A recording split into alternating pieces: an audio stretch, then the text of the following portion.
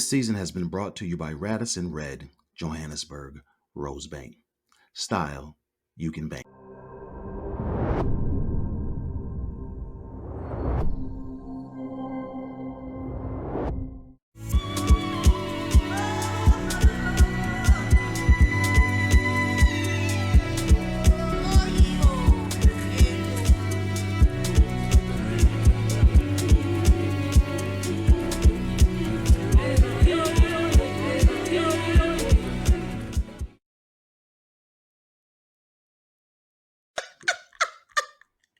Great day, everyone. Ed Dudley, coming from the Durham, North Carolina, United States. And as you know, we have already started. She's laughing already.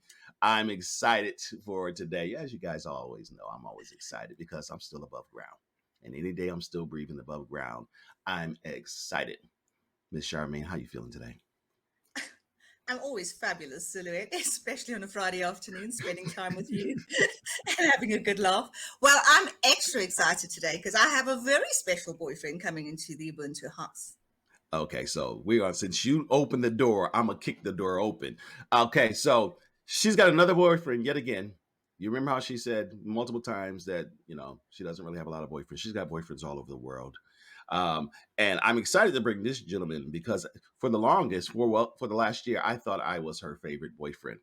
But this gentleman proclaimed, "I am her favorite boyfriend." So let the battles begin to find out who the favorite boyfriend is. So we're excited. Charmaine, why don't you bring him in? Why don't you introduce the man of the hour? Oh, it gives me great joy, pleasure, excitement actually to spend the afternoon with my favorite boyfriend. I'm Hello, kind of Mr. jealous. Gordhan. How are you Kind of doing? jealous. Hi, Ed. Good to be Uh, here. I'm feeling kind of jealous. I think you Oh, must come on. concede defeat now, and then you'll enjoy the hour. Okay, so it's so amazing to I have you in love the it. Ubuntu house. He keeps giving me a hard time. He's my favorite boyfriend in the US. So yeah, Until she finds moving. another one. Okay, to get down to the real deal, it's such a pleasure to have you. And I was just Yes. telling Ed, I mean, you are multi-skilled, multi-talented, overly passionate, sometimes misunderstood, but you're a dream to be around. And some of the campaigns I champion or whatever has been ignited through conversations I had with this amazing man. So Ketso, darling, okay, for the Yeah. people out there, he's my boyfriend, not my boyfriend. His wife's gonna kill me. So let's move on from there. Like Matt Friedman says, boyfriend, Ed, you're feeling better. Let's move on. Um, Mm, welcome to the Ubuntu house. Ketso, let's start by you telling us a little bit about yourself, besides me confirming how skilled you are, especially early childhood. Well, I am a third generation South African. My grandparents came from India about 120 years ago. And I grew up in the inner city of Durban, which is where a lot of the Indian community are, and lived in an extended family with 3 generations in the same household, which was so amazing because you got to understand what different people felt about the world, and you were raised by a village. And so I was very fortunate to have grown up in that environment and learned a lot from living in that situation. I learned most of what I know on the street corner. Again, multi-generational street corner. So there were the old guys, the medium guys, we were the young guys, and then there were the even younger guys. All hanging out on the street corner, playing games together, helping each other, supporting each other. And so it was a very happy childhood. So, you were not born Ketso, right? No, I was born Speak Ketan. I was born Ketan, Ketan. which means So, light. But when I was younger, I was as chubby as I am now. And the friends chubby on the but corner, cute. the friends on the street corner were like, "We're gonna call you Fatso," and I was like, "No, don't do that. But unfair. Let's take a bit of their first name and a bit of your name and put it together," and that's how we got to Ketso. How is this? That's I love creative. I love that. Uh, compromise. Life is about compromise, and that was a good one. But you're always quick thinking though. And that's what I actually like about you. You're very, very smart. You know how to navigate spaces with intelligence, humility, and wit. So you actually started that as a kid. So, do you have any questions for this man before I dive in? Because I can No, go in so many directions. let's dive in because I want to learn. You know, he managed the campaign for the ANC first democratic elections, right, Ketso? I Before we did. go, before we go there, just give us a bit of snippet. I know you played on the street corner, and that could have also defined as to why you championed and been involved in our freedom. Speak a little bit more about that journey and why you did what you did, or do what you do.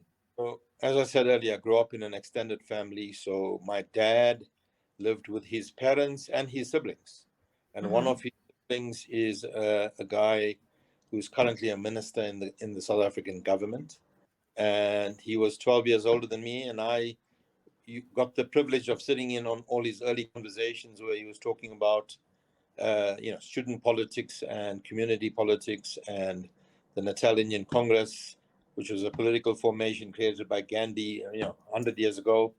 Mm-hmm. And obviously, by the process of osmosis, you learn a lot of that stuff. And I picked up on it. And, by the time I was in high school, I became a political activist and, organized in communities, organized the youth, stayed involved in student politics as I went through university. And then obviously, as you get older, you can take on bigger responsibilities. And so after university, I became the full-time organizer for the United Democratic Front, which was the sort of the forerunner to the ANC. Mm-hmm. And we were a privileged generation in that we got involved in the struggle and saw uh, freedom, because there were many generations before us who struggled as hard as we did, but didn't live long enough to see 1994, which was the dawn of democracy in South Africa. And so I feel very privileged. You have been there in the final years of the struggle against apartheid, was there to run the ANC's election campaign, one of the easiest jobs in the world with Mandela as your candidate. So we knew we were going to win. It was a question of whether we could keep the country together and positive and begin the message of reconciliation, which we did, because he was an amazing leader with an incredible vision, and then got to serve in the first government under his leadership. So it was a fantastic journey. Wow. So stateside, when we hear about apartheid, and all the struggles over there, we're always shown pictures of black people. We've never heard about the story from Indian descent, how they were treated under apartheid. Can you share a little bit? Was it any different? What was that like? Yeah, I mean, I think the Indian community came to South Africa under very difficult circumstances as indentured laborers to the British colony around 1860. And Gandhi, who was a lawyer, came to South Africa to represent a client and stayed on, and in fact created one of the first political movements in the continent back in 1894. So it was called the Natal Indian Congress. And so the Indian community had a long and reasonably proud tradition of having been, fighting for democracy and against discrimination. And so later in the process, when the ANC was formed in 1912, the Natal Indian Congress became an automatic ally and partner, and fought side by side. And so there was a generation of uh, Indian activists who were very active in the struggle against apartheid, as they were from what we call the colored community, which I know sounds offensive in the US context, but is pretty normal here. And we Mixed race. even had a sprinkling of white activists, and a lot of that came to be as a result of people fleeing Eastern Europe and coming into South Africa in the 20s and 30s.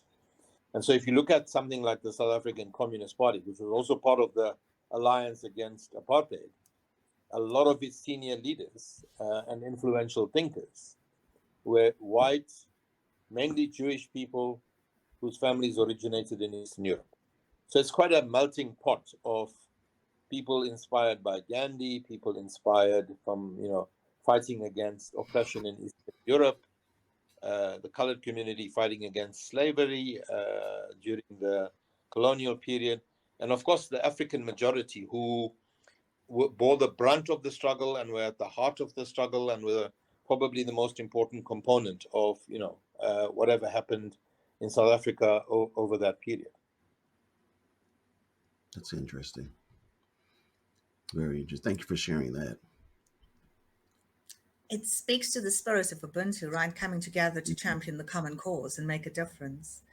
So Ketso, I mean, when that 1994 democratic election came to being, I know how I felt. How did you feel having championed forts, been stoned in all those boycotts in university and things of that sort?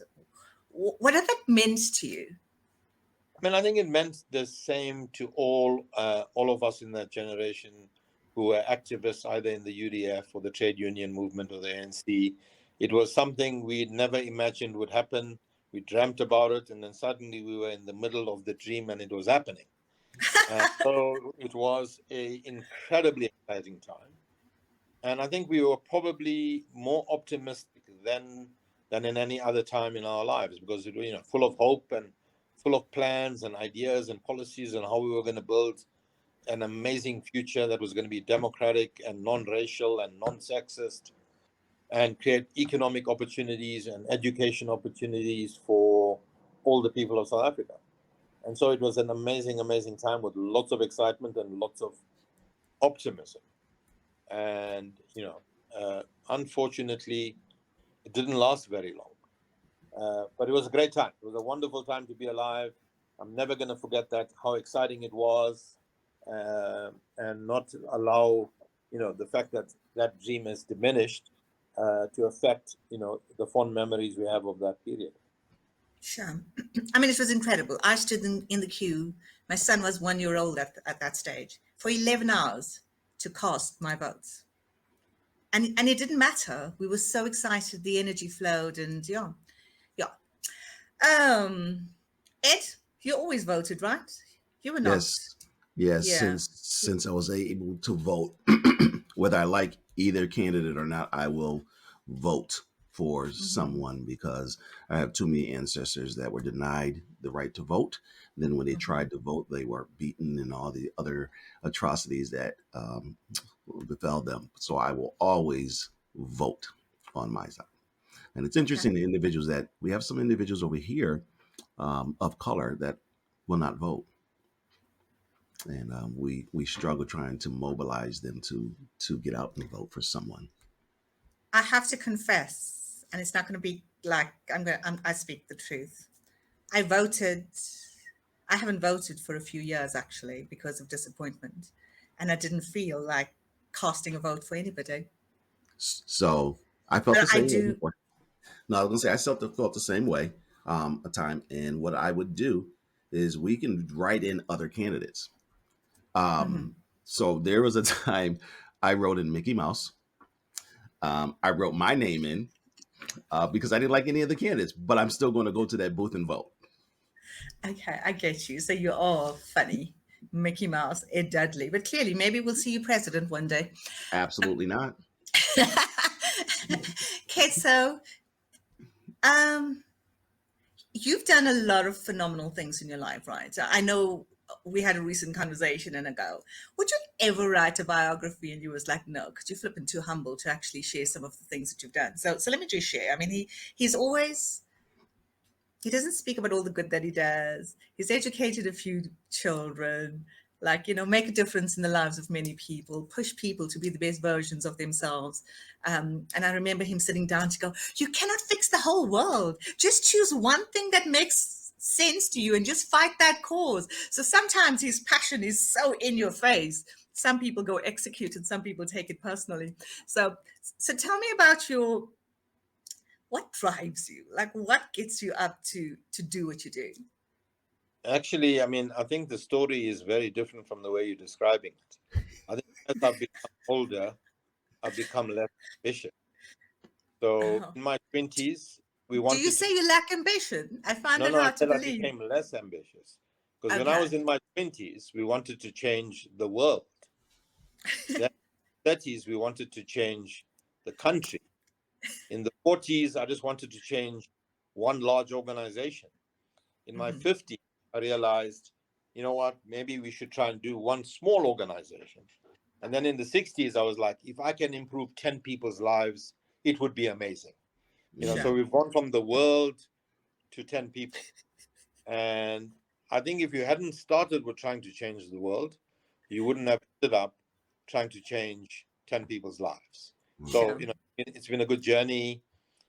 More realism as you get a little bit older, more perspective as you get a little bit older, maybe a little bit more jaded as you get older. It's allowed. It's allowed. But never move away from the idea of leaving the world a slightly better place than you found it. That is such a beautiful perspective. And if all of us do that, I mean, we would be able to contribute to a kind of better, more lovable world, right? And we need, if we see where the country, where our country is, but not just the country, where the world is, there needs so much. We need more love and peace. Don't you agree? No, we do, and there's a fantastic slogan that the young people developed in the 80s and 90s, and they would shout in the streets, as they were marching or protesting, each one, help one. Mm-hmm. And it's when you think about it now, then it sounded like a cool thing, but now when I think about it and look back on that slogan, I mean, it is amazing. If each person could help one other person, and that would make the world a better place. And I think the Absolutely. world is lacking empathy, it's lacking kindness, it's lacking a little bit of sharing. And if everybody was willing to do a little bit more of that, I mean, I think the collective effort of millions of people doing that would be felt and would be quite dramatic.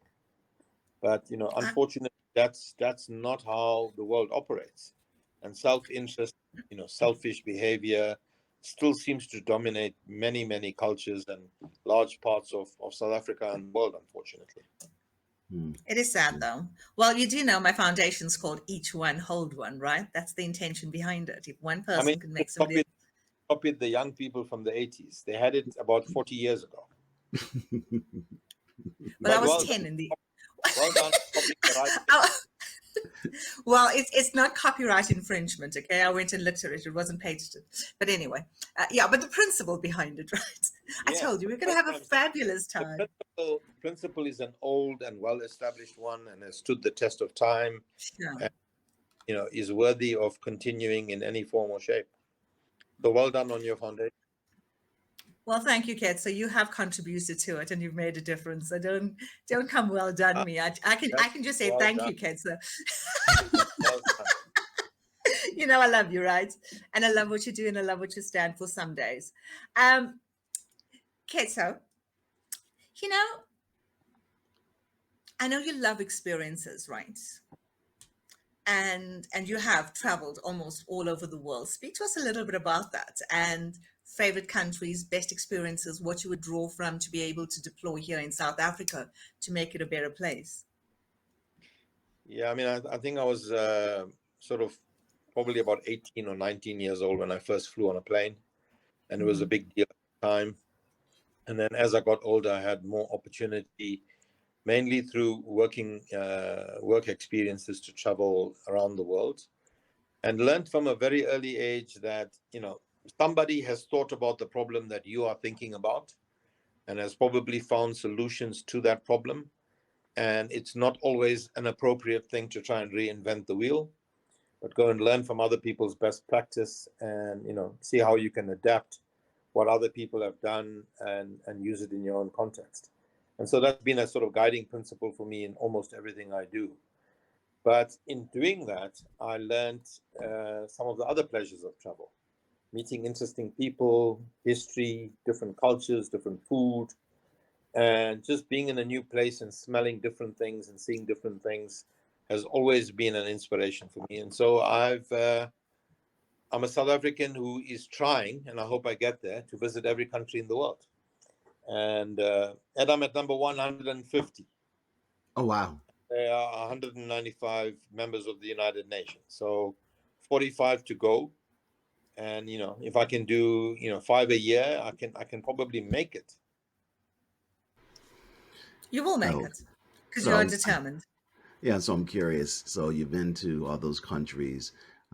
Is there one that stands out that you'll remember when you touch that soil and your experience there? I mean, it's very difficult to say one, but there's probably a few that I will definitely go back to. And India, Turkey, Peru, stand out as some of the more fascinating places because they've got such deep history and fascinating cultures and amazing food. But the one unique place I've been to, which I hope to go back to, is the Antarctic. And it's technically not a country, but there is nothing like it. And unfortunately, parts of it are beginning to disappear. Yeah. But I would encourage anybody that wants to see something incredibly unique, to start saving, because it's not cheap to go there, but it's completely worth it. And the two of you, if you haven't been, you should be planning a trip. Maybe you can do your next podcast thing from the Antarctic.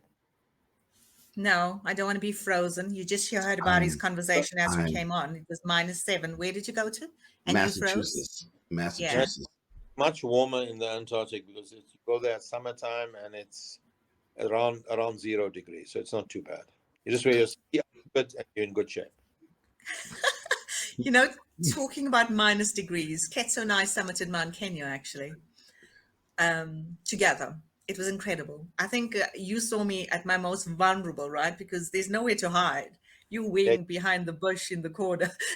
It's just, you're kind of exposed to the elements and people, and that's how you build bonds. But Ketso, on that point, you did climbing a mountain is no easy task. It's mind and physicality and believing in yourself.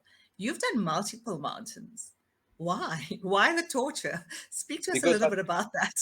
I think that what happens on a long walk, I'm generally on my own because I'm at the back of the queue. And I have this incredible amount of thinking time in the most pristine of environments. And not only does it clear your mind, but it gives you an opportunity to do some very deep reflection and to examine your life and think about what are the important questions you want to answer. And it's a fantastic opportunity to complete a hike, see some views, and sort of, in a sense, energize your mind and your philosophy and your answers to important questions that have been bothering you for years. So I found on every walk, I came back a much richer person, not just because I climbed the mountain, but because I had a whole new set of ideas and thoughts and initiatives that I wanted to start and directions I wanted to take. And so I would encourage anybody that feels living in a big city, always, your time under demand from a lot of noise and meetings and other people, that one of the nicest things to do is go on a long hike and let it be multiple days and follow my strategy, which is stay at the back. Okay. It was like, but you didn't share this with me. I had my headphones on. If I did not have my music, Ed, I would not have climbed that mountain. And then I get to the top and I play Mama Look at the Mountain by Jimmy Cliff with my speakers on that I had in my bra to keep warm. And he was like, "Can you put that music off, please?" Yeah, I didn't realize. you were destroying a really pristine environment with your noise.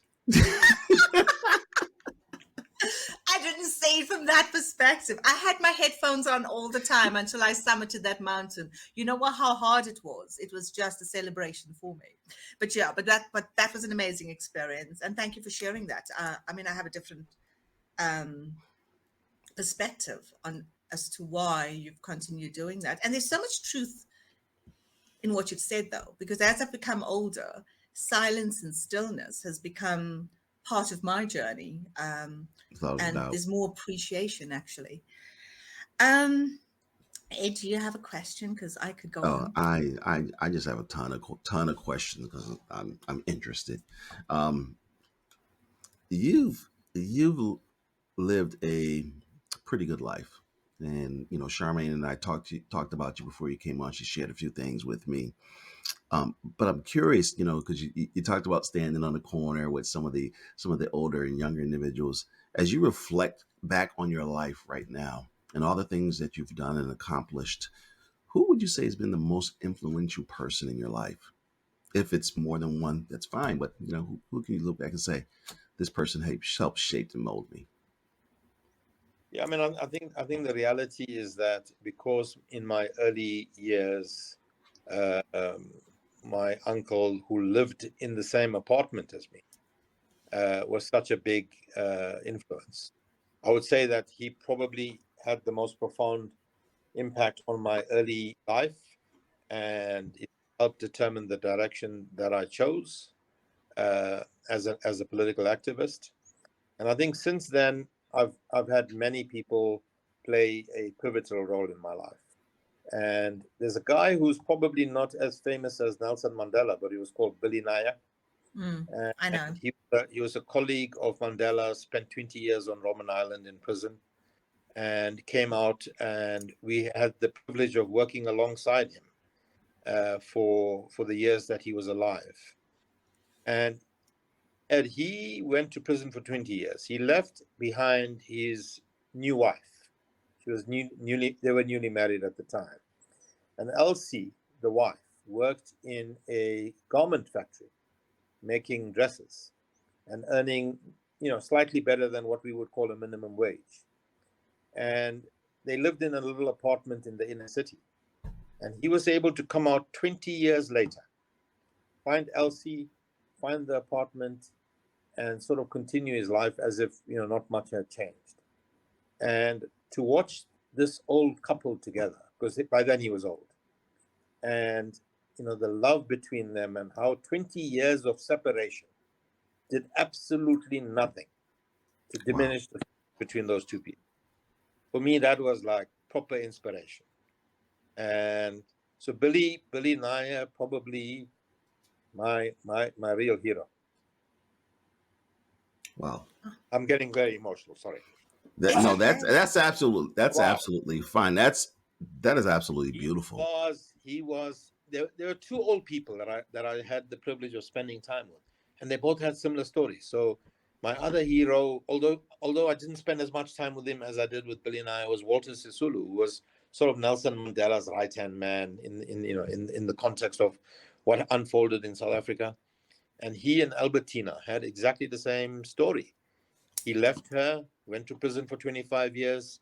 She was a nurse. He comes back 25 years later. She's still a nurse and living in the same house and waiting to welcome him. And when I watched the two of them together, it was like the same old story, but they were these two magical couples. And I suppose Billy, because I had more proximity and I got to spend more time with him, and Walter. Those are probably my two role models in life.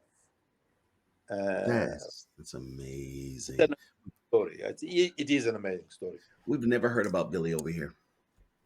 Well, I And Yeah, have. I'm so, because I mean, lower profile, Mm, but he served in the same section as Nelson Mandela for 20 years. that's good. So thank I think we have an incredibly interesting story in South Africa because you go through hard times, as you would know, Ed, because it's not very different in your context. Mm, And I know enough about your history and the struggle against white domination in the US to know that you have as many incredible people as we had, and adversity brings out the coolest things in people. yeah, yeah. it does. And if you think about all of the significant heroes of the civil rights movement, I mean, I grew up thinking those were our people. And But they are people. Come on, and kids. saying we overcome, as if it was our song. I mean, we borrowed it, but I mean, we felt it was our song. A lot of the stuff that was inspired, by what happened in the civil rights movement. So I think there's a strong connection about a story which says adversity creates amazing leaders and gives people an opportunity to provide role models, for young people. And, this current generation of people, both on your side and on our side, I think are missing that, in some little way, and, hopefully they can begin to figure out a way in which they can use the history, the very proud history that comes from whether it's the civil rights movement or the anti-apartheid movement, and inspire, a new bunch of leaders to emerge in this new generation. Yeah. And that was So, powerfully stated. who was your hero in the civil rights movement growing up?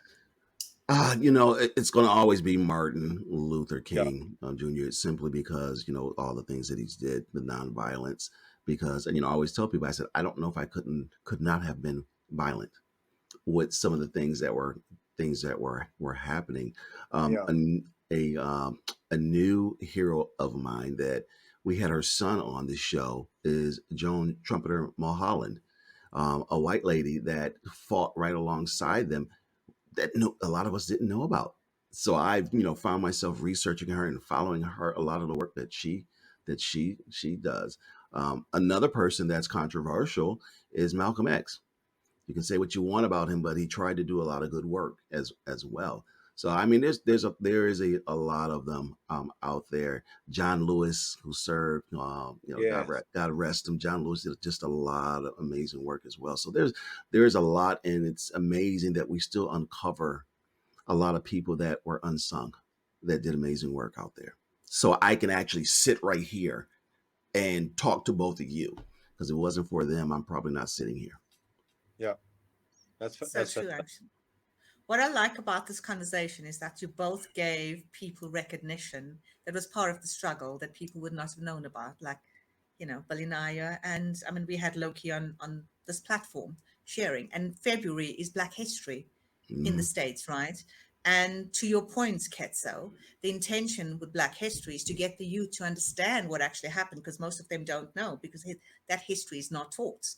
Oh, and we completely. had John Hannibal recently on where he is driving a movement and telling Tulsa, the history Oklahoma. and making a difference. Yeah. Talked about the city of Tulsa, Oklahoma just being completely wiped out. And I did not know about Tulsa, Oklahoma until I was an adult, because it's not taught in schools. Yeah. And we have a lot of individuals here in the stateside that are trying to eliminate the teaching of some of the Black history that has happened. So we still have a way to go here. So do we. We have a long way. But you got to keep at it. Yeah, I suppose definitely. that's the key thing. Keep at it. Don't ever stop. Yeah. But Ketso, sometimes you find people here at home, there's no hope. They feel helpless, hopeless, and often suicidal. If you look at the unemployment rate, if you look at the conditions in which most of our people are living in. I'm going to say this in tongue in cheek. And yesterday, our president, and because this is recorded, had the State of the Nation address, and he adds another minister to the portfolio. How do you feel about this? In my view, it's wasting taxpayers' money, right? I'm sure you have a different view about it. Tell me more about it. What do you think? I think there's no disagreeing with the factual points you're making, which is that life for a large number of South Africans is not great. We have youth unemployment, that's nearing now almost 60%. We have large numbers of people living in poverty. The Gini coefficient is something that measures income disparity. Mm-hmm. And South Africa, Brazil, and Namibia are always fighting for first place on who's the worst in income disparity, which in South Africa's case, the top 10% of income earners earn 69% of all the income that's available. So, proper inequality in its extreme form exists in South Africa. And we also have, 300 and 150 years of brutality, which has not been dealt with. And so that persists in the psyche of people. And South Africa remains, a very violent society. And we haven't quite dealt with, how we got here and how we're going to deal with it. So when you add all of those unemployment, inequality, violence problems and in one melting pot, I mean, it's a bit of a disaster. And yes, I think it's quite challenging at times to see a way out and feel optimistic and hopeful. But every day, there's an example of somebody doing something that's positive. And, I think that's what we've got to hang on to. And the point I was making earlier is that you can never stop trying. And if we can live with the each one teach one, each one help one, each one become a little bit kinder than you were yesterday, I mean, I think it's a long way out from the mess in which we find ourselves, but we can't stop believing. And I think producing a new crop of leaders, this is an African and global problem at the moment, is that the top is not really good. We're lacking credible, courageous, visionary leadership across the world right now. And, it's a problem of the time. And I'm not going to sit here saying we can't fix it. I think it's going to be quite difficult to fix, but we've got to find a new bunch of leadership. We've got to find a new John Lewis. We've got to find a new Martin Luther King. Got to find a new Billy Nair. You've got to find a new Nelson Mandela. And, they are amongst us, and we've got to create the opportunity for them to come out and lead. And, once we have more courageous and visionary leadership, I think all of us that have different skills and different abilities to contribute can come to the party.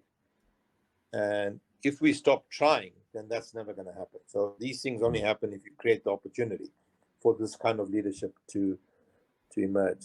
So I agree with you. Things are dismal and quite sad, but we've got to remain optimistic and keep the shoulder to the wheel and keep pushing. And I think the future is definitely in the hands of this new generation of young people. And when I talk to them in South Africa, I mean, they don't have any of our jaded views. They see the world very differently, full of optimism, full of new ideas, tech-driven innovation. They've got ideas that are beyond our imagination sometimes. And handing the baton over to the younger generation, it's a very hard thing to do because us old people want to hang on to power.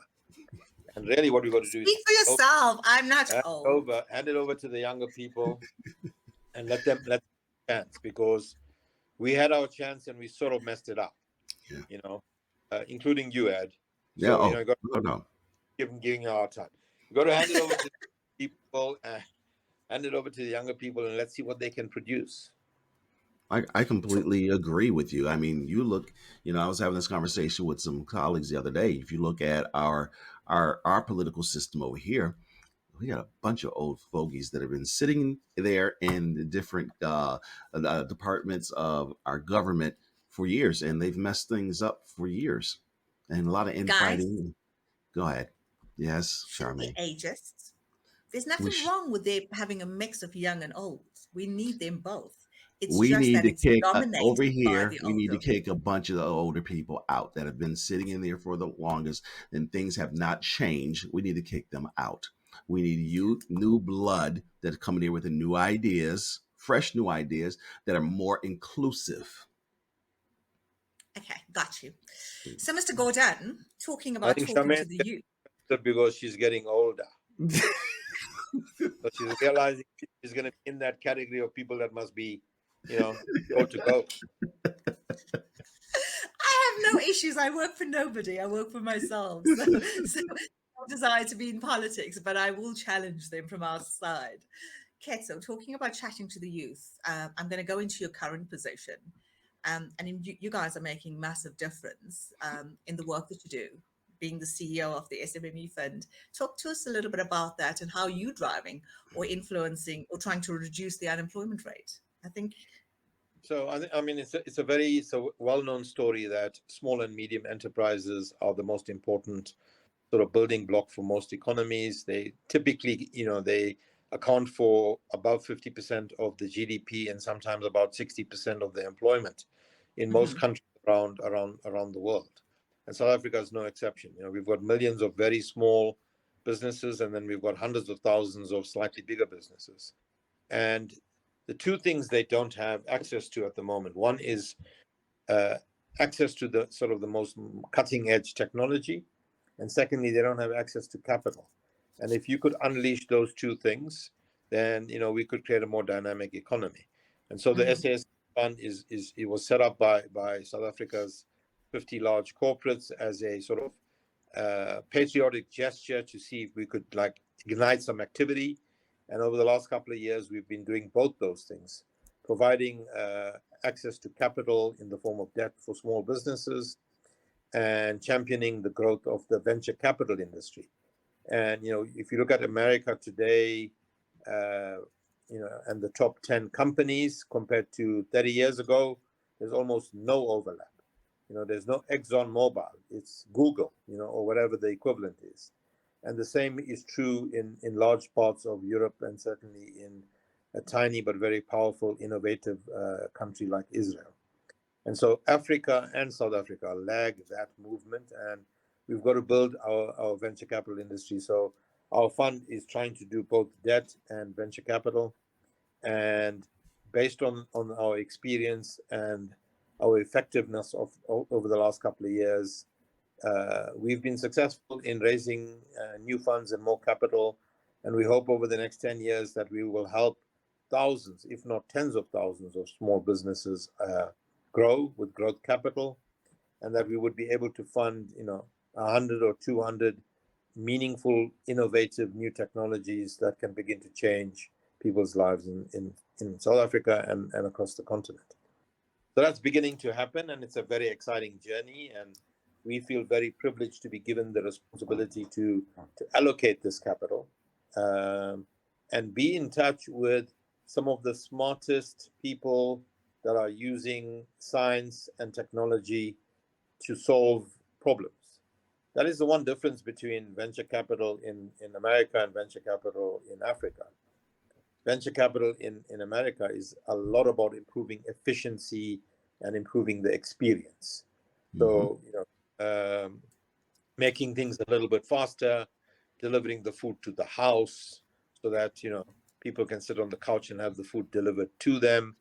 Whereas in Africa, a lot of the venture capital activity is about solutions to pressing problems like education or agriculture or health outcomes. And so we are solving meaningful problems, but using technology and innovation. So the driver is the same, some of the outcomes are slightly different. So, I mean, it's a very, very exciting job to have, and I feel very privileged to be able to do it. I started laughing a few minutes ago when you're talking about food being delivered to the house. For the very first time a few months ago, I had food delivered to the house because of my daughter. She's like, "Oh no, we don't need to go to the grocery store. I'm going to order it." You're going to order what? She said, "I'm going to order all the groceries, and they're going to come to the door and they take pictures of, do you like this produce? Do you like that produce?" Yeah, that was. I still like going to the grocery store. I guess I'm a little older. I want to go and touch the stuff myself. And it's good for your health, Ed. It's good for your It health. is to get moving. Yes, instead of just sitting there. Yep. No, exactly. Oh, by the way, Ed's a very good cook, actually. So he doesn't have to buy food. He cooks it. Oh, sorry. We don't want that getting out. It's already out there. Oh, Ketso. So yesterday, our president said he's giving you 2.5 billion rand. Talk to me a little bit about that. No, he didn't say it was giving. He says he would like to consider the idea of potentially maybe giving. And political speak is like, this will sound really good for now, and I may not actually have to really do it in the future. So, but it's an idea that we presented to the government months ago. And I think we've got a lot of credibility, because what we're basically saying is, if the government gives us some capital, we'll go out to the private sector, gear it up, make it 3 or 4 times the size of the money that government has put in, and allocate that to the same small and medium businesses I was talking about earlier, that have the potential to grow the economy and create employment, which is desperately needed in South Africa. It is. So Well, even if it ends up being 1/10 the size that the president talked about, I'm going to take it and declare victory and be very excited about having a R1 billion fund rather than a 10 billion rand fund. sure. Any small fund that does the kind of work we do is going to make a meaningful difference. And remember, I said earlier, I set out wanting to change the world. Now I'm happy changing 10 people's lives. And if we get a R1 billion fund, we'll definitely change more than 10 people's lives. So it would be a very cool thing to do. And we're going to be talking to the relevant decision makers to see how serious they were, and if they were, we can make it happen. I don't mean to laugh, Ketso, but I'm so tired of talk and no action. So, yeah. That's why we focus on action, even if it's small. And I think that's sort of an important thing, to keep it moving in the right direction. Absolutely. And we need it, especially with our unemployment and the suffering, as you pointed out, it's just ridiculous, actually. And Ketso, if you were given an opportunity to change this country around, and I mean, you've been in the trenches, you've been around the smartest, you are very smart, you know the dynamics. What would be your recipe for change? I know we need courageous, fearless leaders, like that aside. I think that's the key thing. And without that, we don't have a starting point. And if we can have that, principled, non-corrupt, skilled, competent leaders who have a vision for the country, I mean, that's a very fantastic starting point. I think that, one of the things that's not well known about South Africa is that our education system, while it has very high attendance rates, so more than 98.5% of kids who should be in school are in school, which is an amazing thing, which is not true pretty much in any other African country in the continent. But the learning outcomes, the education outcomes are not great. And 6 out of 10 9-year-olds in South Africa cannot read for meaning. So, Ed, this basically means they can read the words that you put in front of them in a book, but they don't know what they're saying. Why do you think that is? So, and it's a problem that has deep roots, because they typically will come from a household where the parents had a similar history. And there's this amazing statistic, and even if it's not 100% accurate, it's a useful story, because it says if you grew up in a house that had more than 15 books, you're going to be okay. And 67% of South African households do not have 15 books. So it's an interesting story that, an intergenerational problem is not being solved by, beginning to change the current generation's prospects. And, one of the first things I would want to begin to address is reading and writing and basic arithmetic. Because without those 3 building blocks, the chances that you become a successful human being, the 3 of us probably take that for granted. We grew up in households that had hundreds of books. We had parents who were literate, people who encouraged us to write and read and listen. But most South African kids don't have that opportunity. So for me, if you're thinking about building a sustainable country that, maybe 30 years from now, 50 years from now, is going to be a thriving, well-informed, well-developed, educated society, one of the key things we've got to fix after we've fixed the leadership problem is fixing education. Then I think the more sort of shorter-term problems of addressing economic growth and creating job opportunities, I think it's been affected mainly by the fact that South Africa does not have a empowering environment where people are left alone to get on with things. Government is always interfering and babysitting and assuming it has the answers.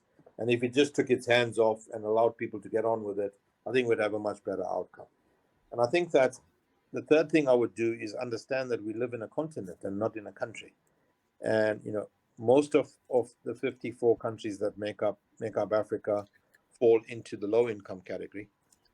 We are one of a handful of what are considered middle income countries, and we don't have a single developed economy in the entire continent. So we have as a continent, we are going to be 2 billion people in the next 10 years, and we are probably going to represent about 80% of all people who live in the world on less than $2 a day. So Africa is a problem for the world. It's a problem for us, and South Africa has the ability, together with Kenya and Nigeria and Egypt and a few others, to play, as the middle income countries, to play a leading role in lifting the rest of the continent up. So I would break down the challenge into those 4 things: credible leadership, fix education, fix employment and economic growth, and then start doing what we can to be a meaningful partner to the rest of the continent. So there's the grand plan. And I think it's all good.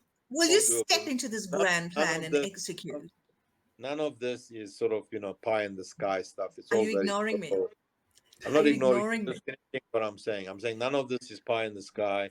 All of this is doable, and it starts with credible leaders. Okay. Would you step into this role to make that happen, to execute? Because execution is where we fall flat on our backs. No, I think there are many people who could deliver this thing I just described, and all of us, I think, are going to be part of the story. And credible leaders emerge from amongst the people. They're not imposed from the top. And I don't have any aspirations to be that person, but I'm very happy to be one of the foot soldiers in the war to get rid of inequality and poverty. You've been there, and you still are, and championing it. You're doing what I've been doing. What? I'm happy for you to be the leader, and I'll be your. I second that. Yeah, me too. No, I've identified a few people, and I'm trying to support them. But I would love for you to be able to, start it and be the next Nelson Mandela. I mean, it's big shoes to follow. I don't think but the reality is, I don't think my generation are going to produce the thing that we're looking for. It's going to come from a younger group of people that have a lot more energy, a lot more determination, and a lot more passion. Yeah. I mean, that's what we look. Yeah. Our job is to create the space where that can emerge. I think we're slowly doing it in our own little ways, but we need more vigor. Yeah. Ketso, you use like a multi-pronged approach to influence the world and people around you, right? So besides being good looking, my boyfriend, smart, he said your favorite boyfriend. You've also been involved in telling stories through the medium of film producing. Talk to us a little bit about that, how you got into it, the types of film, and what satisfaction you get out of it, and the one that you have in the pipeline as well. So the story is actually very simple. I was introduced to a movie director by a friend, and she explained that he was in the middle of completing a movie called Longstreet, which was based on a true story about a family afflicted by drug addiction, and how music played a very central role in healing both the drug addicted daughter, but also healing the family. And it was an amazing story. And I didn't get involved because the story was amazing, but because the woman who was the director of the movie grew up in the same inner city of Durban that I did. And I said to her very simply, if anybody from that background who grew up the way I did can now become a movie director, she's worthy of my support. And over the next 5 years, I helped her make 3 of her movies. And that's, that's basically the story. I'm not a movie maker. I'm not a creative. I just loved Jyoti and her story, and I've spent my life backing people, not things. And No, so I know. there's another example, yet another example where I backed a person, not a thing. The fact that it was a movie was fantastic, and the Long Street story was completed and told. I helped her make one of the first movies in the Venda language. And we have 11 official languages in South Africa, and some of them have never had a movie made in that language. And so it was really cool to help her deliver the first ever movie made in the Venda language, which is one of the sort of smaller African communities that we have in South Africa. And it was a fantastic story. It was based on a novel written 100 years ago. And the guy who wrote it was in a convent. And when the nuns read what he wrote, because it was a bit of a love story that broke some of the taboos of the time, they destroyed the book, and he rewrote it from memory. And the movie was based on this fantastic novel about a love story. And so I was happy that we were able to make the first movie in the Venda language. So that's the end of my movie making career, until a friend of mine who, like me, was a political activist and got involved in the spy business by accident, because he made friends with an apartheid spy who wanted to switch sides, and so became an informer to my friend. It was an amazing thing that happened. And over the next 10 years, collected a lot of information, developed his own skills, and became South Africa's spy boss. And the friend, Mo Sheikh, then eventually He's the recorded. ambassador. He's currently the ambassador to Canada for South Africa. But he Are recorded. you supposed to expose all of this here? Yeah, it's a public story. He wrote a book about his entire life. And I read the book, and I said to him, this would make a fantastic movie or series. And so we are currently writing up the script and hoping that over the next couple of years we can deliver a very entertaining spy story based on somebody's lived experience. Wow. That's in the pipeline, and hopefully it happens. So there we go. That is interesting. So if there's anybody out there looking for an amazing film to make, just contact Ketso Gordhan. Ed will get you in contact. I still need to read the book, actually. Ketso got me a copy. But every time we're together, we end up buying a book, right? I haven't started the world's book yet. Just been so busy. Because he will test me on it as to whether I've read it. The spy book is a very easy read. And if you start it one evening, it'll be done, by the next evening. Sure. No, that's all. Embrace. Okay, cool. So, Ed, do you have any questions for your competition? I have no competition stateside. What's wrong with you? No, I can sit here and talk with you a whole nother hour and some changes. I'm learning a lot, things like that. One of the things that you brought up several times, talking about our youth, our young people, getting them engaged, to getting them mobilized to do things and take over. So you're standing before a let's just say a global conference of youth, young people. What would you tell them? What would you say to them? I would say probably the most useful thing I could say is, you are young enough to take on a 25-year-long project and choose any issue you want. And by the end of that 25 years, you must have made a dent. So I'd be encouraging all the young people to go and make a dent. I like that. It's powerfully stated, actually. Because I think for the people, I think the time horizon does influence the way you think about what might be possible. Whereas for young people, everything's possible, because they've got such a long road ahead of them. And sometimes young people want to experience many different things, which is also cool. So I don't think we should, sort of make a case against that. But I think it's also a fantastic opportunity to say education is a problem. 60% of our kids can't read for meaning.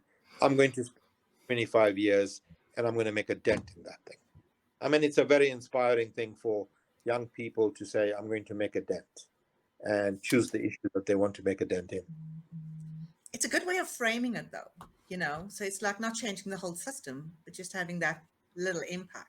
They'll go big, but still have satisfaction if they make the dent. Yeah, exactly. Wisdom, clearly. Ketso, final points, something that I need to know about you that I don't already know that you want to land with our listeners out there. It would be phenomenal. Shock me. I don't have anything. I've said everything I wanted to say, and I'm going to continue making a dent in education. Thank you, It guys. was such a joy having you, and thank you for sharing, and thank you for being here. And Ed, the next time I'm there, you're going to be cooking for me. You come here, I'll cook. I like to eat.